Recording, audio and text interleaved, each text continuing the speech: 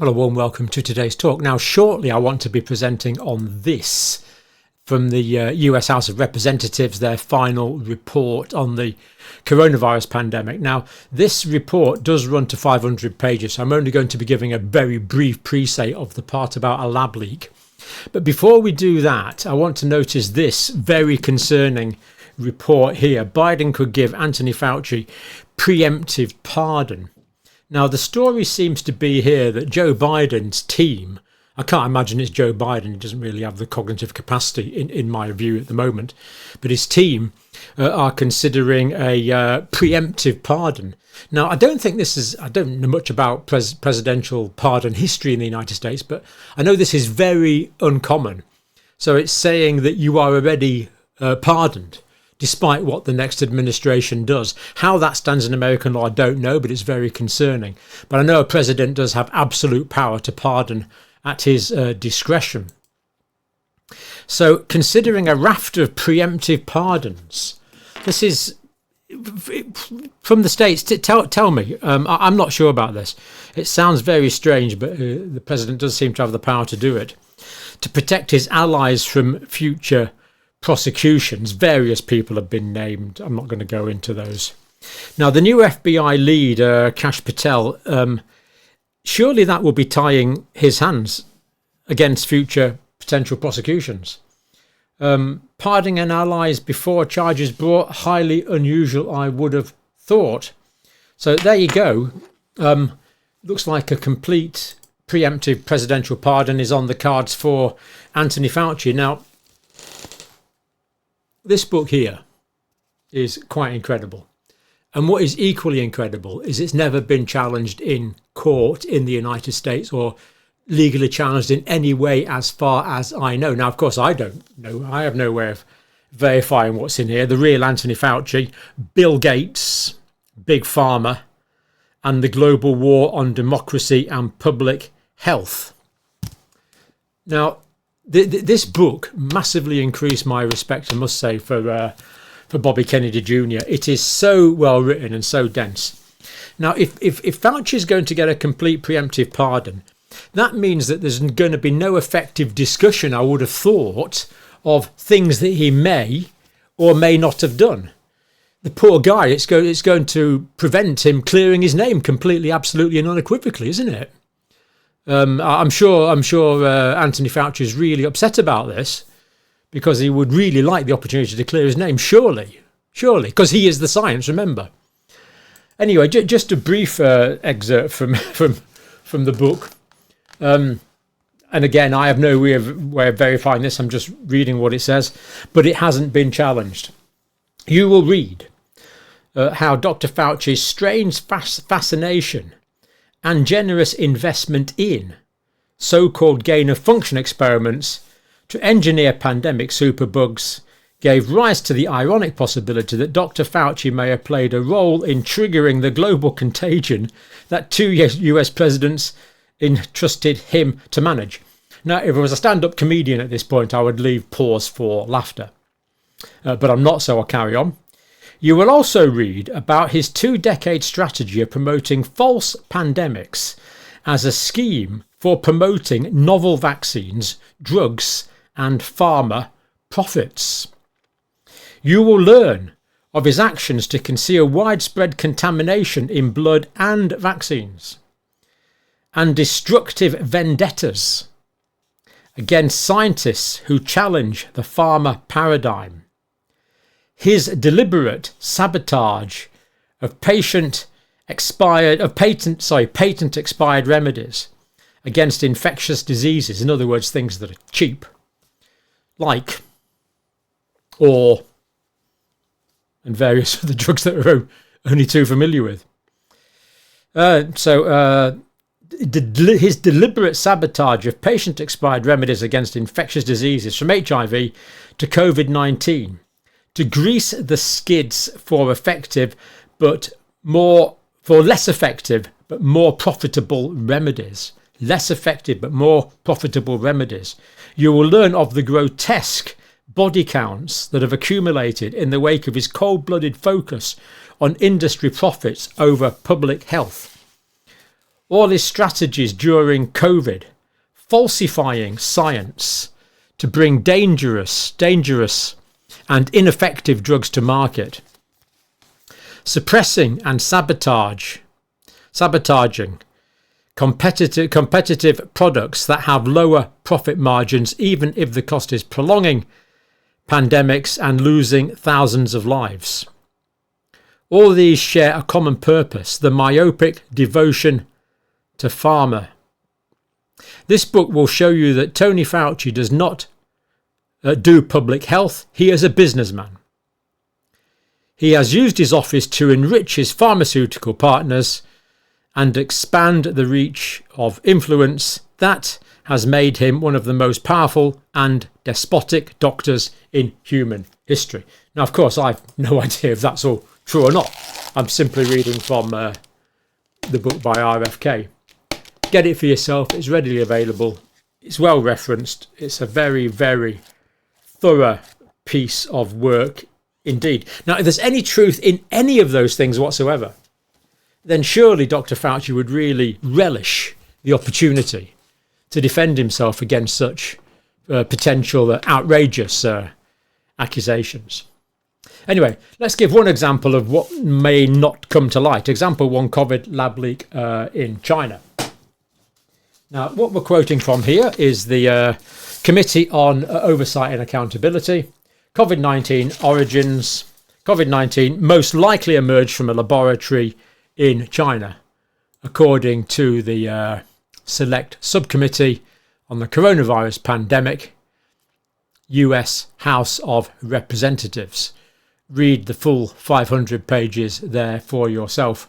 I'm hoping to make a dent in it over the next couple of days, because just a quick scan through it reveals that it looks like a truly fascinating document indeed. Let's go on and look at the summary of this part.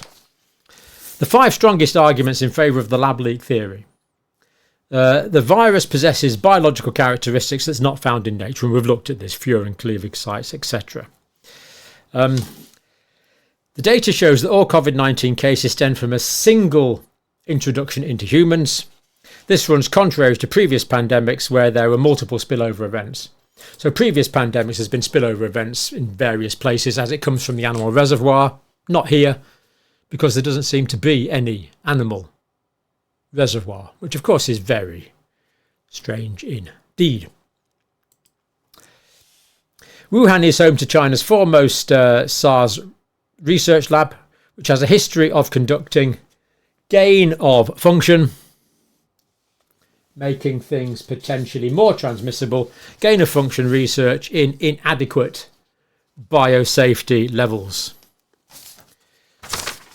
So there's a coronavirus research lab in Wuhan, and it just so happened, of all the bars and all the gin joints in all the places in the world, it just happened to arise next door to the lab. Believe that's coincidence if you like. I don't tell you what to think. You believe that if you want. Wuhan Institute of Virology researchers were sick with a COVID-like virus in the fall of 2019, months before COVID-19 was discovered in the wet market. Weird. You know, we've been asked to stomach one heck of a lot of correlations and coincidences of late. By nearly all measures of science, there was evidence of... If there was evidence of a natural origin, it would have already surfaced. Yeah, of course it would. I mean, people have been looking for this. If there was a natural origin, the animal reservoir would have been found, and it hasn't, indicating that there isn't an animal reservoir. Of course, we can never prove a negative. There could be some family of mouse or other critters or there are other possible animals that are harbouring this virus, and we just haven't found them yet. Not very likely, though, I don't think. But we can't prove that. We can't prove there isn't, but it doesn't look very likely. Right, the proximal origin publication. You might remember this. The proximal origin of SARS-CoV-2 publication, which was used repeatedly by public health officials and the media to discredit lab leak theory. was promoted by Dr. Fauci to push the preferred narrative, not the science, the preferred narrative that COVID-19 originated in nature. And of course, who can forget the well, that's pretty infamous, really. That one there, I'll put the link there if you want to remind yourselves. Who can forget the infamous Lancet article that said this: we support the call from the Director General of the WHO to promote scientific evidence and unity over misinformation and conjecture. Now, of course, we want to promote scientific evidence and unity over misinformation and conjecture. But the trouble is, was there a conspiracy to call the lab leak theory a conspiracy theory, thereby discrediting the real truth with a conspiracy theory? You'll have your own thoughts on that, not for me to tell you what to think. Conspiracy theories do nothing but create fear, rumours and prejudice that jeopardise our global collaboration in the fight against this virus, the paper said. The rapid, open and transparent... as you'll see, I've written this in Comic Sans. The reason I've chosen Comic Sans is just so you can differentiate it from the other text, which is not written in Comic Sans. The rapid, open and transparent sharing of data on this outbreak is now being threatened by rumours and misinformation around its origin. Just tell me if you agree with that paragraph. We stand together to strongly condemn conspiracy theories that suggest COVID-19 does not have a natural origin. If you think this doesn't have a natural origin, you're some lunatic conspiracy theorist. Go home, shut up and keep your conspiracy theories to yourself. Anyway, that's the end of the bit written in Comic Sans. Back to our normal text here for the more from this report here. Gain-of-function research. A lab-related incident involving gain-of-function research is the most likely origin of COVID-19. See, we haven't got the cooperation of the Chinese authorities, or we don't appear to have full cooperation. So given the lack of their data, you can't be definitive, but it's most likely, according to the committee. Current government mechanisms of oversight overseeing this dangerous gain-of-function research are incomplete, severely convoluted, and lack global applicability. This is not a safe situation. EcoHealth Alliance, EcoHealth under the leadership of Dr. Peter Daszak, and this is direct quotes from the paper that are is clearly given here. Do check it out for yourself. Anyway, EcoHealth Alliance under the leadership of Dr. Peter Daszak used US taxpayer dollars, according to the group, to facilitate dangerous gain-of-function research in Wuhan, China. Now, I have no idea whether this is true or not. This is just according to this group who've spent from the US House of Representatives, who spent, I think, the last 4 years studying this. So you can take their views or not. I'm just giving the information. You will make up your own mind. Use US taxpayer dollars to facilitate dangerous gain-of-function research in Wuhan, China. US taxpayer dollars to facilitate dangerous gain-of-function research. After the select subcommittee released evidence from EcoHealth violating its terms of National Institutes of Health grant, so the grant was from the NIH, the US Department of Health and Human Services commenced official debarment proceedings and suspended all funding to EcoHealth Alliance. Sounds good to me. New evidence also shows that the Department of Justice has opened an investigation into EcoHealth Alliance pandemic era activities. NIH failures are outlined. NIH, of course, Jade Bhattacharya, we're going to believe, is going to be the new head of the NIH. So I'm sure he'll have plenty of documents to look over from the past few years. Let's hope all those documents are available. I mean, I'm sure nothing's being shredded as we speak. I'm sure that's not happening. So they should all be available on his desk, ready for him starting work. NIH's procedures for funding and overseeing potentially dangerous research are deficient, unreliable, and pose a serious threat to both public health and national security. Strong words.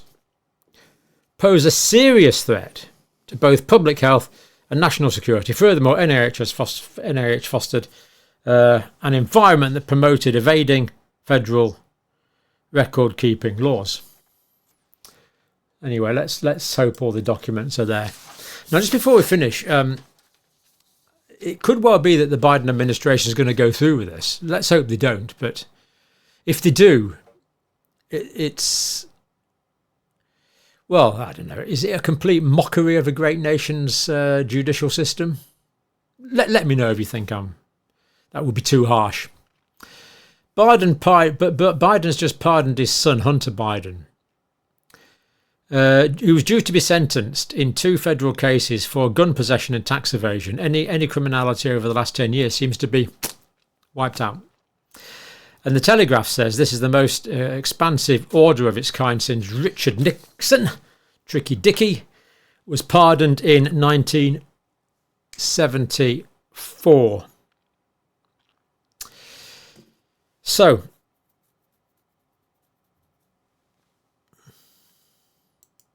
I don't want to get too distracted into my own history, but I've worked quite a bit with people from Cambodia, and some of my colleagues there were saying that when they were young, when they heard the B-52s, they had 1 minute to get into the ground before the bombs fell. 1 minute from when they heard the engines to when the bombs fell. And I believe that Richard Nixon was involved in instigating those, at least some of those raids. But he was pardoned. Hunter Biden's pardoned. Now it looks like Anthony Fauci may be pardoned. Let me know if you think this is an abuse of the presidential system. Of course, I'm not from the States, so how would I possibly know? That's just a few facts that I've gleaned. But do read the paper for yourself. A quick scan is remarkably interesting, but it is long and detailed and remarkably thorough.